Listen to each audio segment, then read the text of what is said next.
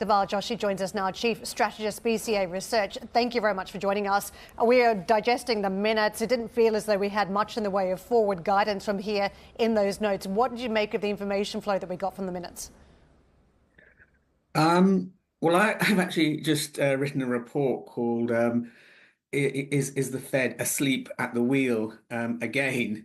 Meaning that I think that it just doesn't seem right that the Fed should be doing aggressive rate cuts at a time when the economy is growing at over 3%, according to the latest Atlanta Fed GDP nowcast.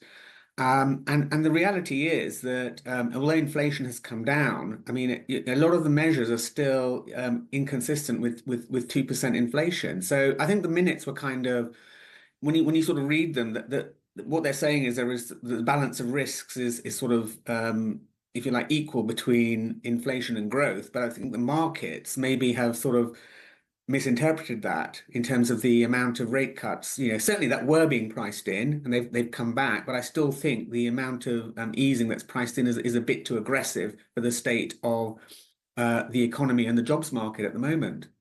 In terms of the language we had from the minutes, I mean, this was one line that caught my attention, that a few officials thought a smaller cut could signal a more predictable path of policy normalisation. So the fact they didn't go for the smaller cut that would have suggested predictable, does that mean they want to be unpredictable, that the Fed wants to keep the market on its toes?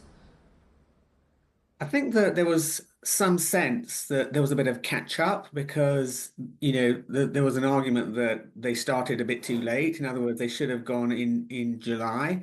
So that the September meeting was a kind of, look, we're catching up for July. And maybe the ideal would have been 25 then, 25 now, and just going in 25. So that's one way of interpreting it. But, there was a point prior to the jobs report where there were more 50s priced in, and I just thought that doesn't seem right with where the state of the economy at the moment, and also wage inflation has cooled, but it's still running at around 4%, and I think that the target that you should be going for in terms of wage inflation is around 3% to be consistent with 2% price inflation, because that 1% is the productivity growth that you can assume. That's a sort of the last decade's average.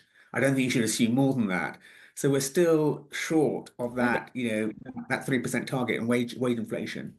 Dhaval, I a huge sympathy. By the way, thank you. You're erudite as ever. I have a huge sympathy for what you're saying. But, and you start off with Karen saying, it just doesn't seem right. Are they asleep at the wheel again? And yes, I completely agree with you in some ways. But then the other part of my brain is saying, well, hang on a second. If they keep rates constant while inflation is going down, actually the cost of money in real terms is going up. So what they are trying to do, maybe, if I'm being more sympathetic, is actually just keep pace with the declining inflation and not get behind the curve there, rather than trying to make things easier money-wise, i.e. if they kept rates where they were or only cut by 25 basis points or cut at a slower rate, then actually money's getting more expensive compared with inflation. I mean, arithmetically, you're right. But if you think about it, we're talking about rates even now coming down by 100 basis points, one full percentage point over the next 6 months. And inflation isn't going to come down by that much, right? It might come down a little bit. So when you look at the magnitude of the two moves, that doesn't, it's still excessive, right? Even if you're saying in let's look at it in real terms, but even in real terms, you're seeing this big decline. And as I say, the economy is doing fine at the moment. And even the key metric that I'm looking at, I think the Fed's looking at, is the job vacancy rate. And the job vacancy rate has, came down, but it's sort of settling at too high a level. And that's the key metric. You want it to settle at around 4% or just above 4% vacancy rate. And now we're still sort of closer to 5%. Now, that doesn't sound like a lot, but that is still a big difference between inflation being at 2 and 2.5%, in my view, anyway. No, it's great. And that's why I love it. It's funny, if I was just saying to Karen off camera, that this debate shows that economics is a poor science in many ways.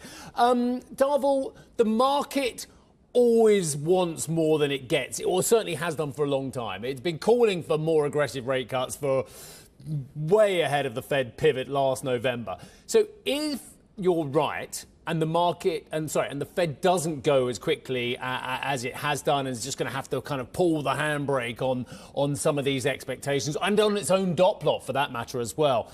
Do you think there's going to be market ramifications? Because I keep hearing about, there's financing, there's a wall of financing. People took advantage in 2020 of the cheap financing. Now they're going to have to roll it over. Are there ramifications, really, for the economy, for the markets, of that slower rate cutting policy, which you're just tipping a nod to? Yeah, I think there is. I mean, the important. I mean, there's a bit of good news here, which is, look, if they cut less than is priced in, it means the economy is doing fine generally. So that's actually good for profits. I don't think we should be worrying about a profits recession. So that's the good news. The bad news is that instead we should be worrying more about a valuation recession. So that's the way I'm putting it. Don't worry about profits, but maybe worry about valuation, simply because if rates don't come down as fast as being priced, then obviously yields are going to go up, and that's not good for valuation. So the way I'd sort of think about it is, look, the cyclical stocks that are sort of most exposed to profits, they should be okay. They've probably been sort of oversold, and that's the place you want to be maybe for the next few weeks or months. Whereas the sort of the richly valued stuff is probably at risk. So there's a sort of rotation argument that stems from this. And of course, for bonds, it means that short duration bonds could sell off a little bit further. And of course, Fed fund futures, the rates curve could sell off a little bit more if they do not deliver the rate cuts that are still priced in.